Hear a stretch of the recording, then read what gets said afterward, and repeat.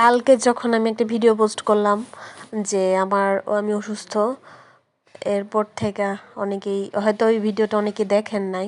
এরপরের ভিডিওগুলোতে তো আমি বলছি যে অসুস্থ বা হচ্ছে যে আমার ওষুধ খাওয়া দেখাইছি, তো হয়তো বা আগের ভিডিওটা কেউ দেখেন নাই, এর জন্য বুঝতে পারেন নাই যে আমার কি হয়েছে। তাদের জন্য আর কি এই ভিডিওটা মেক করতেছি। আমার হচ্ছে যে ডান সাইডে পেটে অনেক ব্যথা, বেশ কয়েকদিন যাবত 7-8 দিন যাবত একটা ব্যথা ডান দিকে। এর জন্য আর কি ডাক্তার দেখাইতে আসছি।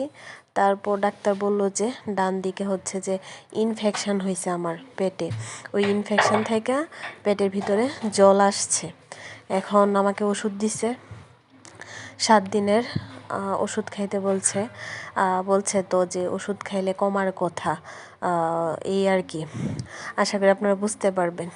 আর ওইটার যেটা মেডিকেল টার্মটা, ওইটা হচ্ছে যে আমি অত উচ্চারণ করতে পারি না, যার জন্য হচ্ছে যে আমি মেডিকেল টার্মটা আর বললাম না। আমি অত মানে এগুলাতে তার এত ইউজ টু না আমরা, যে মেডিকেল যে টার্মটা। অনেক দিন আগে আমার একবার এরকম ব্যথা হয়েছে, তো এক দুই দিনের মতো ছিল, তারপর আর কখনো হয় নাই। তারপর তো এখন গত 7-8 দিন যাবতীয় ব্যথাটা, যার জন্য আর কি একটু ভয় পেয়ে গেছিলাম যে অ্যাপেন্ডিক্স কিনা, এর জন্য আর কি।